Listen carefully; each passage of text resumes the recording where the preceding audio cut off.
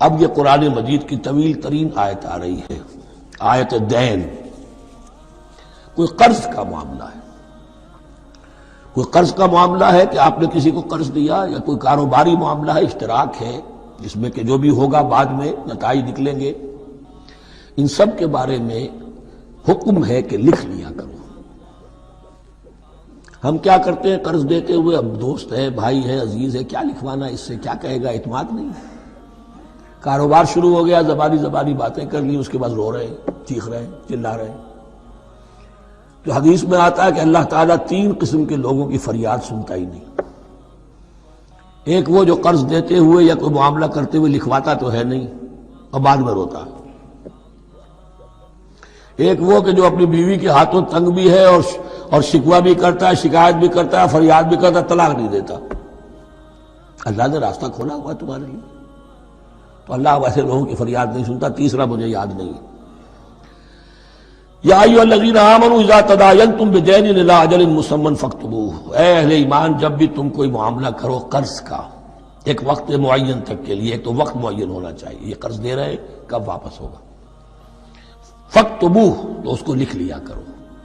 یہ فعل امر ہے، الامر للوجوب، واجب ہے یہ۔ ولیکتب بینکم کاتب بالعدل، اور چاہیے کہ کوئی لکھنے والا تمہارے مابین عدل کے ساتھ، لکھنے والا کوئی ڈنڈی نہ مار جائے، انہیں بھی چاہیے کہ وہ صحیح صحیح لکھے۔ ولا یاب کاتب ان یکتب کما علمہ اللہ فلیکتب، اور کسی بھی شخص کو جسے اللہ نے سکھایا ہوا ہے کتابت لکھنے کا کام، تو اس کو انکار نہیں کرنا چاہیے لکھنے سے۔ اللہ نے اسے یہ علم دیا ہے، اسے چاہیے کہ لکھ دے، اس لیے کہ اس معاشرے میں پڑھے لکھے لوگ تو بہت کم ہوتے تھے۔ اب بھی یہ ہوتا ہے، عرائض نویس وغیرہ ہوتے ہیں، وثیقہ نویس ہوتے ہیں، پیسے دے کے ان کو جو لکھواتے ہیں، لیکن اگر کوئی وثیقہ نفیس جو ہے بے ایمانی کرے اور لکھنے میں کوئی کمی کر جائے تو جو جس کے اوپر ذمہ داری ہے اسے نقصان پہنچ جائے گا۔ وَلْيَكْتُبْ بَيْنَكُمْ كَاتِبٌ بِالْعَدْلِ، اور چاہیے کہ لکھنے والا تمہارے مابین انصاف کے ساتھ لکھے۔ وَلَا يَأْبَ كَاتِبٌ أَن يَكْتُبَ كَمَا عَلَّمَهُ اللَّهُ فَلْيَكْتُبْ، اور نہ انکار کرے کوئی لکھنے والا اس سے کہ وہ لکھے جیسے اللہ نے اسے سکھایا ہے، تو لکھنا چاہیے۔ وَلْيُمْلِلِ الَّذِي عَلَيْهِ الْحَقُّ، لکھتے وقت املا وہ کرائے جس کے ذمے رقم آ رہی ہے، جس پر حق آ رہا ہے، علیہ الحق، وہ لکھوائے۔ جس کا مال ہے وہ نہ لکھوائے، جس پر ذمہ داری آ رہی ہے وہ لکھوائے کہ میں کیا ذمہ داری لے رہا ہوں۔ وَلْيَتَّقِ اللَّهَ رَبَّهُ، اور اللہ سے ڈرتا رہے اپنے رب سے۔ وَلَا يَبْخَسْ مِنْهُ شَيْئًا، اور لکھوانے میں اس میں سے کوئی شے کم نہ کر دے۔ فَإِنْ كَانَ الَّذِي عَلَيْهِ الْحَقُّ سَفِيهًا، اب اگر وہ جو مقروض ہے، جو قرض لے رہا ہے، جس کے ذمے کوئی ذمہ داری آ رہی ہے، وہ ناسمجھ ہے یا بوڑھا ہے، ضعیف ہے، اور لا يستطيع ان يمل، یا اس کے اندر یہ اتنی صلاحیت نہیں ہے کہ املا کرا سکے، یہاں املا کے معنی میں ہے، ہوا فَلْيُمْلِلْ وَلِيُّهُ بِالْعَدْلِ، تو اگر وہ نہیں املا کرا سکتا تو اس کا کوئی ولی ہو، اس کا کوئی وکیل ہو، اس کا کوئی اٹارنی ہو، وہ اس کی طرف سے اس کو لکھوائے۔ وَاسْتَشْهِدُوا شَهِيدَيْنِ مِن رِجَالِكُمْ، یہ ایک ہی آیت چل رہی ہے، ابھی پورے رکوع کے اوپر ایک آیت پھیلی ہوئی ہے، سوائے آخر میں تھوڑا سا حصہ دوسری آیت آئے گی۔ وَاسْتَشْهِدُوا شَهِيدَيْنِ مِن رِجَالِكُمْ، اور گواہ بنا لیا کرو 2 اپنے مردوں میں سے۔ فَإِن لَّمْ يَكُونَا رَجُلَيْنِ، اور اگر 2 مرد دستیاب نہ ہو، فَرَجُلٌ وَامْرَأَتَانِ، تو ایک مرد اور 2 عورتیں، مِمَّن تَرْضَوْنَ مِنَ الشُّهَدَاءِ، اور وہ بھی دونوں کے نزدیک مقبول ہوں شہداء، کہ ہاں دونوں کو اعتماد ہے ان پر۔ اب یہ جو سوال آ گیا کہ ایک مرد کی جگہ 2 عورتیں، 2 مرد یا پھر ایک مرد کا ہونا تو لازم ہو گیا، محض عورت کی گواہی نہیں چلے گی، لیکن اس کا آیا مسئلہ ہر قسم کے معاملے کا ہے یا قرض اور مالی معاملات میں وثیقہ نویسی کا، یہ ایک علیحدہ مسئلہ ہے۔ یہ تو باتیں پھر فقہا کے ہاں تفصیل سے ملتی ہیں، لیکن یہ مسئلہ موجود ہے کہ 2 مرد، اور اگر 2 مرد دستیاب نہ ہو تو 1 مرد اور 2 عورتیں۔ تو سوال تو پیدا ہو گیا کہ کیا عورت کی گواہی عادی ہے؟ ان تضل احداہما فتذکر احداہما الاخری، مبادا ان میں سے کوئی ایک بھول جائے تو یاد کرا دے دوسری۔ عقلی سوال پیدا ہو گیا کہ اب مرد نہیں بھول سکتا، کیا جواب ہے اس کا؟ جواب یہ ہے کہ واقعتاً اللہ تعالیٰ نے عورت کے اندر نسیان کا مادہ زیادہ رکھا ہے۔ الا یعلم من خلق وہو اللطیف الخبیر، کیا وہی نہ جانے گا جس نے پیدا کیا ہے؟ اس نے پیدا کیا ہے، وہ جانتا ہے۔ نسیان کا مادہ کیوں زیادہ رکھا یہ بھی سمجھ لیجیے، عقلی بات ہے، منطقی بات ہے۔ She has to play the role of number 2. اسے مرد کے تابع رہنا ہے۔ جو نمبر 2 ہوتا ہے اس کے اوپر، اس کے کبھی احساسات کے اوپر، کبھی جذبات کے اوپر کوئی نہ کوئی کوفت، کوئی قدورت آتی ہے، اور اس میں اللہ تعالیٰ نے ان کا سیفٹی والو رکھا ہوا، بھول جانا۔ اگر بھولنا نہ ہو، یاد بازی عذاب ہے یا رب، چھین لے مجھ سے حافظہ میرا۔ یہ نسیان جو ہے یہ بھی ایک بہت بڑی نعمت ہے، ورنہ تو کوئی صدمہ دل سے اتری نا، کوئی غصہ کبھی ختم ہوئی نا۔ تو بھولنے کا معاملہ، یہ سیفٹی ویلو اللہ نے عورت میں زیادہ رکھا ہے، اس لیے کہ اسے مرد کے تابع ہو کر رہنا ہے، اور جب تابع ہو کر رہنا ہے تو اسے زیادہ اس کے احساسات پہ، جذبات پر زیادہ مواقع آئیں گے کہ اس کو کچھ زخم پہنچے۔ اس کے لیے یہ سیفٹی ویل کے نسیان ہے، یہ زیادہ رکھ دیا گیا ہے۔ ان تضل احداہما فتذکر احداہما الاخری۔ اب یہ کہ اگر یہ بات سمجھ میں نہ آتی تب بھی اللہ کا حکم ہے ماننا ہے۔ اگر فسٹ کیپٹل اور فلوئڈ کیپٹل کا فرق سمجھ میں نہیں آتا تب بھی بیع حلال ہے، ربا حرام ہے، اللہ خیر صلی اللہ احل اللہ البیع وحرم الربا۔ لیکن اگر حکمت سمجھ میں آ جائے تو نور علی نور۔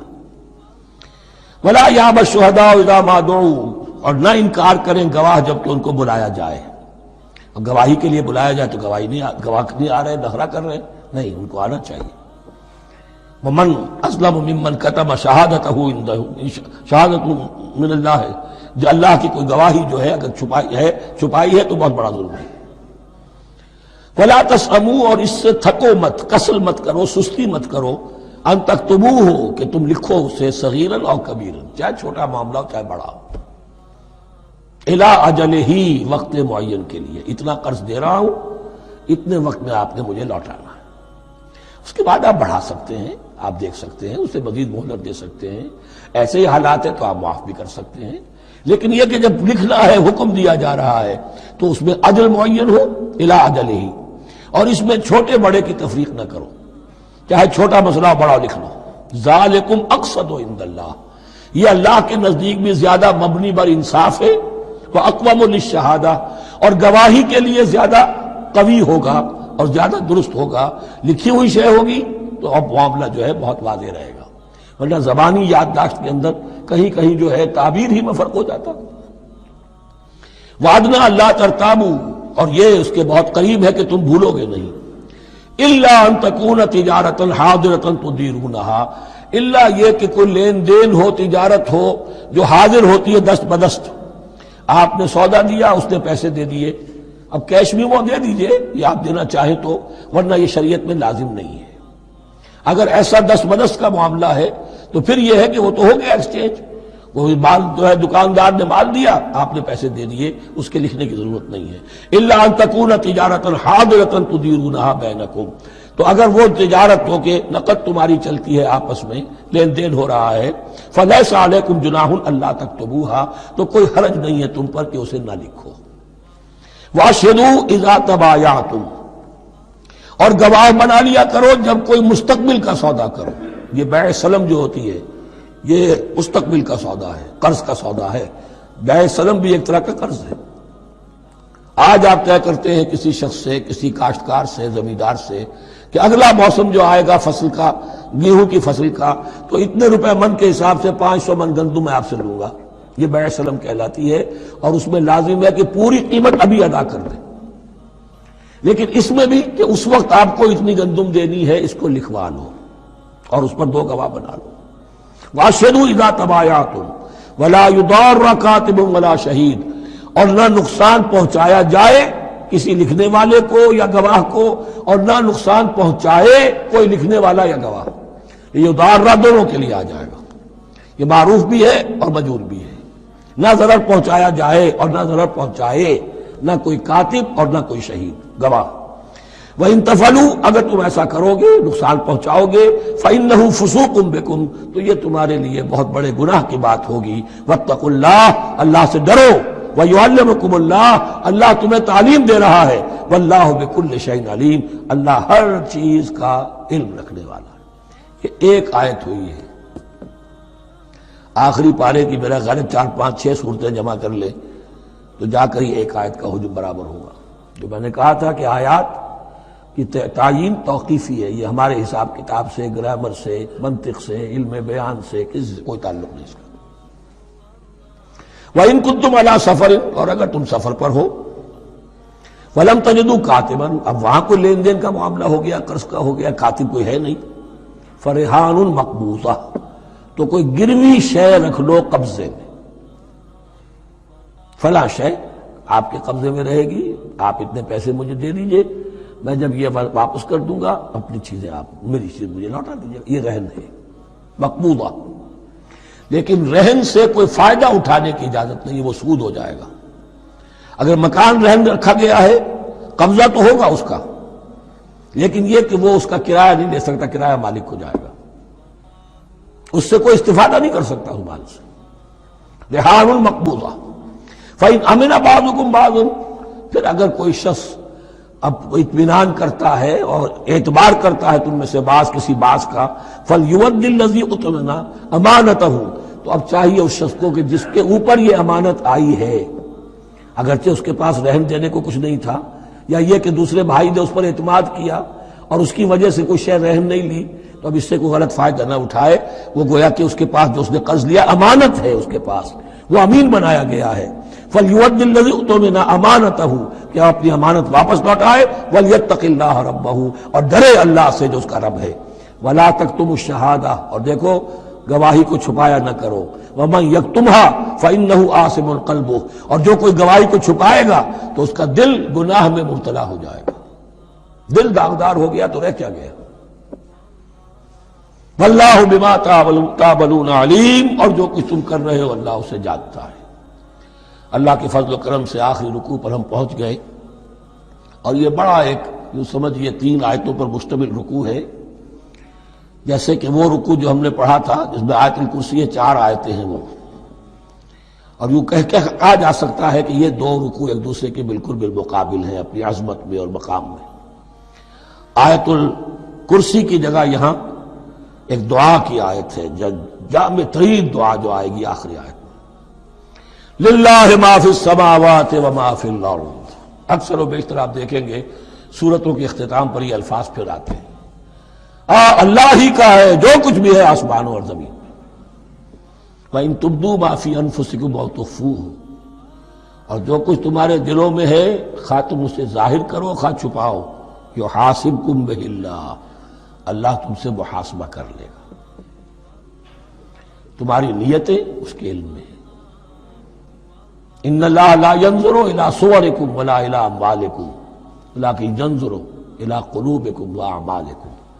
اللہ تمہاری صورتوں کو نہیں دیکھتا، تمہارے مال و دولت کو نہیں دیکھتا، تمہارے دل کو دیکھتا، تمہارے اعمال کو دیکھتا ہے. تو دل میں جو کچھ ہے خواہ کتنا ہی چھپا لو اللہ کے محاسبے سے نہیں بچو گے. فَيَغْفِرُ لِمَن يَشَاءُ وَيُعَذِّبُ مَن يَشَاءُ، پھر وہ بخش دے گا جس کو چاہے گا اور عذاب دے گا جس کو چاہے گا. اختیار مطلق اللہ کے ہاتھ میں ہے. ہمارے ہاں اہل سنت کا عقیدہ یہی ہے، اللہ پر لازم نہیں ہے کہ وہ نیکوکار کو اس کا جزا ضرور دے اور بدکار کو اس کی سزا ضرور دے. اللہ کرے گا ایسا، یہ دوسری بات ہے، لیکن اللہ کی شان اس سے بہت اعلیٰ اور عرفہ ہے کہ اس پر کسی شے کو لازم قرار دیا جائے. اس کا اختیار مطلق ہے، مطلق ہے. یفعل اللہ ما یرید، یفعل اللہ ما یشاء. اہل تشیع کا کہنا یہ ہے کہ اللہ پر عدل واجب ہے. اہل سنت کہتے ہیں اللہ عدل کرے گا، جزا و سزا میں عدل ہوگا، یہ ہم مانتے ہیں، واقعہ ہے، لیکن ہم یہ نہیں کہتے کہ اللہ پر عدل واجب ہے. اللہ پر کوئی شے واجب نہیں، بلکہ اللہ نے تو کتب علی نفسہ الرحمہ، اپنے اوپر واجب کیا ہے رحمت کو. وجوب کا لفظ جو آتا ہے اللہ پر تو وہ تو رحمت کا ہے. کتب علی نفسہ الرحمہ، اللہ نے اپنی ذات کے اوپر واجب کر لیا رحمت کو. واللہ علی کل شیء قدیر، اور اللہ ہر چیز کی قدرت رکھتا ہے. آمن الرسول بما انزل الیہ من ربہ والمؤمنون، ایمان لائے رسول صلی اللہ علیہ وسلم اس چیز پر کہ جو نازل کی گئی ان کی جانب ان کے رب کی طرف سے.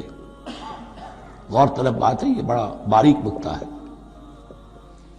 نبی پر جب وحی آئی ہے کیسے پہچان لیا کہ یہ بدروح نہیں ہے، یہ جبرائیل ہے؟ آخر کوئی اشتباہ بھی تو ہو سکتا تھا، پہلا تجربہ تھا۔ اس سے پہلے نہ آپ نے کہانت سیکھی، نہ آپ نے کوئی اور اس طرح کی نفسیاتی ایکسرسائزز کی۔ آپ تو کاروباری آدمی تھے، ایک بہت ہی بھرپور زندگی گزار رہے ہیں، اہل و عیال والے ہیں، کاروبار کر رہے ہیں، آئی ایس لیول کا کاروبار ہے۔ تو فطرت جو ہے وہ پہچانتے ہیں۔ نبی کی فطرت وہ اتنی پاک اور صاف ہوتی ہے کہ اس کے اوپر کوئی بدروح کا کوئی اثر ہو ہی نہیں سکتا۔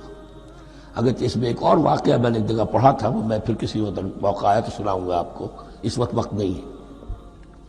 بہرحال ہمارے لیے بڑی تسکین کی بات ہے کہ اللہ تعالیٰ نے رسول کے ایمان کے تذکرے کے ساتھ ہمارے ایمان کا تذکرہ کیا۔ آمن الرسول بما انزل الیہ من ربہ والمؤمنون، ایمان لائے رسول صلی اللہ علیہ وسلم اس چیز پر جو نازل کی گئی ان کی جانب، ان کے رب کی طرف سے، اور ایمان لائے صاحب ایمان۔ اللہم ربنا اجعلنا منہم، اللہم ربنا اجعلنا منہم۔ کل آمن باللہ وملائکتہ وکتبہ ورسلہ، یہ دوسرا مقام ہے سورہ بقرہ کے اندر جس میں ایمان کے جو اجزاء ہیں ان کو گنا گیا ہے۔ یاد ہے آیت البر، لیس البر ان تولوا وجوہکم قبل المشرق والمغرب ولکن البر من آمن باللہ والیوم الآخر والملائکۃ والکتاب والنبیین۔ یہاں بھی اسی طرح ہے، کل آمن باللہ وملائکتہ وکتبہ ورسلہ لا نفرق بین احد من رسلہ۔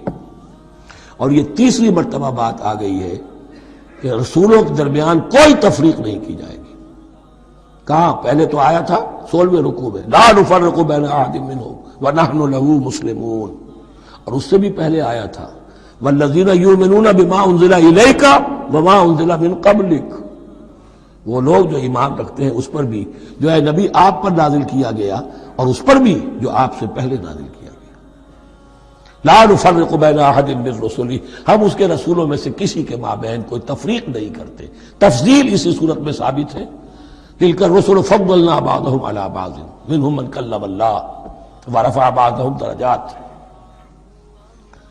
وقالوا سمعنا واطعنا، وہی بات کہ جو کہی گئی تھی جب ان سے کہا گیا تھا واسمعوا، کیا کہا تھا انہوں نے؟ سمعنا وعصینا، سمعنا واطعنا، وہ کہتے ہیں ہم نے سنا اور مانا۔ غفرانک ربنا، ہماری درخواست ہے پروردگار، تیری بخشش مانگتے ہیں۔ غفرانک، نون پر زبر ہے، مفعول ہے، نسألک غفرانک، اے اللہ ہم تجھ سے سوالی ہیں، تجھ سے طلب کرتے ہیں، درخواست کرتے ہیں تیری مغفرت کا۔ وإلیک المصیر، اور تیری ہی جانب لوٹ جانا ہے۔ یہاں پر وہ ایمان بالآخرہ بھی آ گیا جو یہاں اوپر نہیں آسان۔ آمن باللہ وملائکتہ وکتبہ ورسلہ، پھر رسولوں کے ضمن میں لا نفرق بین احد من رسلہ، لیکن اس کے بعد وإلیک المصیر، مغفرت اور اللہ کی طرف ہی لوٹ جانا ہے ہمارا، اس میں ایمان بالآخرہ آ گیا۔ اب آخری آیت، لا یکلف اللہ نفسا الا وسعها، اللہ تعالی نہیں ذمہ دار ٹھہرائے گا کسی جان کو مگر اس کی وسعت کے مطابق۔ یہ بہت بڑے فضل و کرم والی آیت ہے، جیسے میں نے کہا تھا میگنا کارٹا جو ہے انسانی حقوق کا، کہ اجیب دعوت الداع اذا دعان، جہاں بھی مجھے کوئی پکارے، جب پکارے میں اس کی پکار سنتا ہوں، قبول کرتا ہوں۔ ہاں فَلْيُؤْمِنُوا بِي فَلْيَسْتَجِيبُوا لِي، انہیں بھی چاہیے کہ میرا کہنا مانے۔ دو طرفہ بات چلے گی، ایک طرفہ نہیں۔ میری مانو، اپنی منواؤ۔ تم دعائیں کرو گے ہم قبول کریں گے، تم ہماری بات نہیں مانتے پھر تمہاری دعا تمہارے منہ پر ماری جائے گی۔ کرتے رہو قنوت نازلہ 40 دن کے 80 دن پڑھتے رہو، ڈھاکہ تو بیٹھ ہی جائے گا، بیٹھ گئے۔ یہودیوں سے شکست تو ہو ہی جائے گی، ہو گئی۔ کرتے رہو، حرمین میں پڑھتے رہو قنوت نازلہ، مکے میں پڑھو، مدینے میں پڑھو، پوری دنیا میں پڑھو۔ اللہ کو پیٹھ دکھائی ہوئی ہے، اس کے دین کو پاؤں تلے روندا ہوا ہے، اللہ کے باغیوں سے دوستی ہے کسی نے قبلہ ماسکو کو بنایا تھا اور کسی نے واشنگٹن کو بنایا تھا، تمہاری دعائیں کیسے قبول ہوں؟ لیکن یہ جو آیت ہے یہ اس اعتبار سے بہت بڑی رحمت کی آیت ہے کہ اللہ تعالیٰ کے ہاں وہ اندھے کی لاٹھی والا معاملہ نہیں ہے کہ تمام انسانوں سے محاسبہ ایک ہی سطح پر ہو۔ اللہ جانتا ہے کس کی کتنی وسعت ہے، اور وسعت کن چیزوں سے بنتی ہے۔ آپ کو کوئی اور جین ملے ہیں، مجھے کوئی اور جین ملے ہیں، انہیں کوئی اور جین ملے ہیں، یہ جینز، ان جینز کی اپنی اپنی خصوصیات ہیں، خصائص ہیں، پراپرٹیز ہیں، لیمیٹیشنز ہیں۔ آپ کو کوئی اور ماحول ملا، اسے کوئی اور ماحول ملا، اسے کوئی اور ماحول ملا، تو hereditary factors multiplied by environmental factors, ان دونوں سے ایک شخصیت کا ہیولہ بنتا ہے انسان کا، جس کو پیٹرن کہتے ہیں ہمارے مستری لوگ۔ جب لوہے کا کوئی شے جو ہے ڈھالنی ہے تو اس کے لیے پہلے مٹی کا یا لکڑی کا ایک پیٹرن بناتے ہیں، انگریزی میں پیٹرن ہے، وہ پیٹرن کہتے ہیں ہمارے مستری لوگ۔ اب آپ لوہا جو ہے اس کو جب اسے کر لیں گے، مائع بنا لیں گے، گلا لیں گے، پھر اس میں ڈالیں گے، وہی شکل ہو جائے گی۔ یہ شاکلہ ہے ہر انسان کا جو بن جاتا ہے۔ قُلْ كُلٌّ يَعْمَلُ عَلَى شَاكِلَتِهِ فَرَبُّكُمْ أَعْلَمُ بِمَنْ هُوَ أَهْدَىٰ سَبِيلًا۔ اس شاکلہ کے اندر اندر آپ کو محنت کرنی ہے۔ اللہ جانتا ہے کس کا شاکلہ وسیع تھا، کس کا شاکلہ تنگ تھا، کس کے جینز اعلیٰ تھے، کس کے جینز ادنا تھے، کس کے ہاں ذہانت زیادہ تھی، کس کے ہاں جسمانی قوت زیادہ تھی۔ جو بھی کچھ اس نے دیا ہے، جس کو وہاں ہم نے رکھا اس کو وہاں رکھا، اس نے وہاں تعلیم پائی، اس نے یہاں تعلیم پائی، جو بھی انوائرمنٹل فیکٹرز آئے ہیں، جو بھی جینیٹک فیکٹرز آئے ہیں، سب اللہ کے علم میں ہے۔ ان سب کو ملحوظ رکھ کے اللہ حساب دے گا۔ جو شاکلہ ہم نے تمہیں دیا تھا اس میں تم نے کیا کیا؟ ایک شخص کے اندر فرض کیجئے استعداد ہی ہے 20 درجے کی استعداد ہے، اس نے فرض کیجئے 18 درجے کام کر دیا، کامیاب ہو گیا۔ کسی میں استعداد 100 درجے کی تھی، اس نے 50 درجے کیا، ناکام ہو گیا۔ حالانکہ کمیت کے اعتبار سے 50 درجے زیادہ ہے 18 درجے سے، لیکن یہ 18 درجے کا کام وہ کر رہا ہے جس کے اندر استطاعت تھی ہی 20 کی، یا 18 ہی کی تھی، اس نے پوری کر دی۔ اور 50 درجے والا وہ جس کو اللہ نے دے رکھی تھی 1000 کی استطاعت، اس کا وہ 50 بیکار ہو گیا۔ تو اللہ تعالیٰ کا محاسبہ جو ہے انڈیویجول ہے، اس لیے فرمایا گیا کلہم آتی ہے یوم القیامت فردا، ان میں سب لوگ اس دن قیامت کے دن سب آئیں گے اکیلے اکیلے، تنہا تنہا، ہر ایک کا حساب ہوگا وہاں، اور ہر ایک کا حساب ہوگا لا یکلف اللہ نفسا الا وسعہا، اللہ ذمہ دار نہیں ٹھہرائے گا کسی بھی جان کو مگر اس کی وسعت کے مطابق۔ البتہ اس کا ایک ریورس ہے۔ ہوتا کیا ہے، ہم سمجھتے ہیں دنیا میں تو بھاگ دوڑ کر رہے ہیں، اور دین اجی ہمارے اندر تو استطاعت دین کے کام کی صلاحیت ہی نہیں ہے۔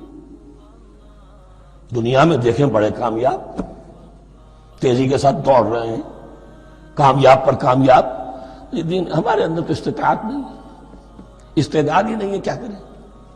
یہ دھوکہ ہے، سیلف ڈسیپشن ہے۔ استعداد اور استطاعت کے بغیر اور صلاحیت اور ذہانت کے بغیر دنیا میں بھی آپ کما نہیں سکتے، محنت نہیں کر سکتے، کوئی نتائج حاصل نہیں کر سکتے۔ یہ دھوکہ اپنے آپ کو نہ دیجئے، یہ ہے جو کچھ کر سکتے ہو کیجئے، کھودیے اپنی شخصیت کو، کھود کر جو نکال سکتے ہو نکال دیجئے۔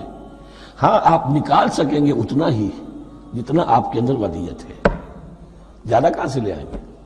اور اللہ نے کس میں کیا ودیت کیا ہے وہ جانتا، اس کا حساب لینا جو ہے محاسبہ وہ اس پر ہے کہ جو اس نے تمہیں دیا ہے۔ اور یہ مضمون قرآن مجید میں 5 مرتبہ آیا ہے بہت اہمیت کے ساتھ۔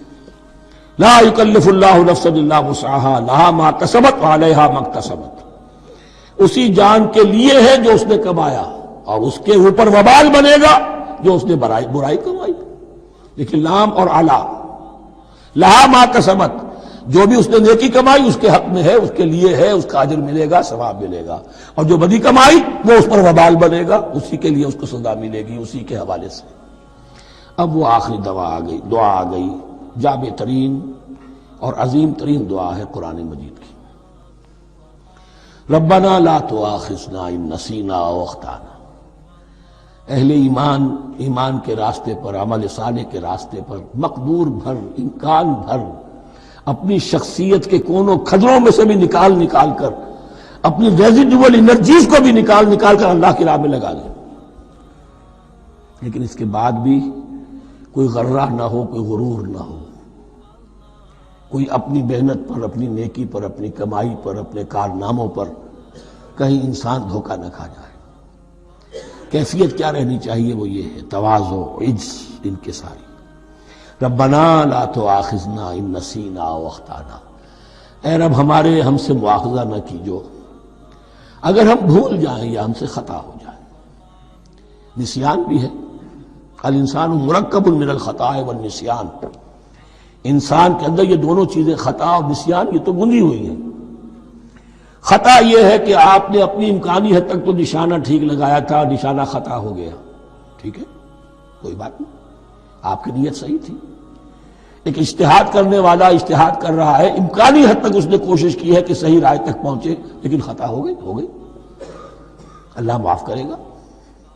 اس نے اپنی امکانی کوشش کی تھی، لہذا اسے ثواب ملے گا۔ مجتہد مخطی بھی ہو تو ثواب ملے گا، مجتہد مصیب ہے، صحیح رائے پر پہنچ گیا ہے تو دوہرا ثواب ملے گا، لیکن مجتہد مخطی ہے تب بھی ثواب ملے گا۔ تو بھول چوک پر، یہ بھول چوک، خطا جو ہے چوک صحیح ہے بالکل لفظ اس کے لیے، چوک جانا، نشانہ چوک گیا، تو اے پروردگار جو بھی ہم سے سرزد ہو جائے، غلطی ہو جائے، بھول کی وجہ سے یا خطا کی وجہ سے، اس پر مواخذہ نہ کیجو۔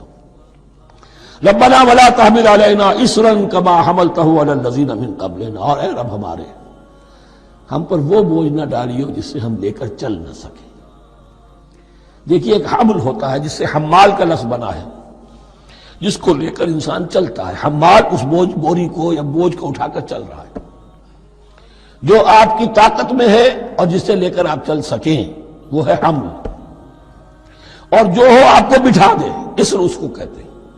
یہ لفظ سورہ اعراف میں پھر آئے گا، یضع عنہم اسرہم والاغلال التی کانت علیہم۔ حضور کی شان یہ بھی تھی کہ انہوں نے لوگوں کے بوجھ جو ان کی طاقت سے بڑھ کر تھے ان کے کندھوں سے اتار دیے۔ ربنا ولا تحمل علینا اصرا کما حملتہ علی الذین من قبلنا، اے اللہ تو نے بڑے بڑے بھاری بوجھ ہم سے پہلے لوگوں پر ڈالے۔ شریعت بھی پہلے بھاری تھی، بہت سے معاملات ہم نے دیکھ لیے، روزہ ہمارے لیے کتنا آسان کر دیا گیا، رات کو نکال دیا روزے سے، کہہ دیا خاص طور پہ کھاؤ پیو ضرور، سحری ضرور کرو، تسحروا فإن فی السحور برکہ، کتنی آسانی ہے۔ رات میں تعلق زن و شو کی اجازت ہے، وہاں ان کے روزے میں چپ بھی تھا، چپ بھی رہو، نہ کھاؤ نہ پیو، نہ تعلق زن و شو، نہ گفتگو، تو آسانی کی ہے۔ ان کے ہاں یوم سبت کا حکم تھا اتنا سخت، کوئی کام نہیں کرو گے۔ ہمارے ہاں وہ تھوڑے سے وقت کے لیے، اذا نودی للصلاۃ من یوم الجمعۃ فاسعوا الی ذکر اللہ وذروا البیع، اذان سے لے کر اور نماز کے ادا ہو جانے تک ہر کاروبار دنیاوی حرام ہے، لیکن اس سے پہلے اس کے بعد آپ کر سکتے ہیں، تو آسانی ہے۔ ربنا ولا تحمل علینا اصرا کما حملتہ علی الذین من قبلنا ربنا ولا تحملنا ما لا طاقۃ لنا بہ، اور اے رب ہمارے ہم پر وہ بوجھ نہ ہم پر عائد کیجو، ہم پر ڈالیو جس کی کہ ہمارے اندر طاقت نہ ہو۔ واعف عنا، ہم سے درگزر فرماتا رہے، ہمیں معاف کرتا رہے، واغفر لنا، اور ہمیں بخشتا رہے۔ مغفرت کا لفظ جو ہے اس کو سمجھ لیجئے ڈھانپنا، مغفر کہتے ہیں خود کو، جو ہیلمٹ پیٹرن ہوتا ہے تاکہ گولی جو ہے وہ سر پہ لگے تو یہ آپ کو بچا لے، مغفر خود پہنتے تھے تلوار کے وار سے سر کو بچانے کے لیے، سر کو ڈھانپا ہوا مغفر سے، تو گناہ کو اللہ تعالیٰ اپنی رحمت سے ڈھانپ دے۔ واغفر لنا، ہماری خطاؤں کی پردہ پوشی فرما دے۔ ورحمنا، اور ہم پر رحم فرما۔ انت مولانا، تو ہمارا مولا ہے، والی ہے، ہمارا پشت پناہ ہے، مددگار ہے۔ اللہ ولی الذین آمنوا یخرجہم من الظلمات الی النور فانصرنا علی القوم الکافرین، بس ہماری مدد فرما کافروں کے مقابلے میں۔ انہی الفاظ پر وہ دعا ختم ہوئی تھی جو طالوت کے ساتھیوں نے کی تھی علیہ الصلوۃ والسلام۔ اصل میں یہ دعا اب تلقین کی جا رہی ہے مرحلہ سخت آ رہا ہے، مرحلہ سخت ہے اور جان عزیز، تاب لاتے ہی بنے گی غالب۔ اب وہ مرحلہ آ رہا ہے، اس کے لیے تیار ہو جاؤ۔ یہ سارا حصہ جو ہے در حقیقت یہ تمہید ہے غزوہ بدر کی۔ اللہ اللہ اللہ اللہ اللہ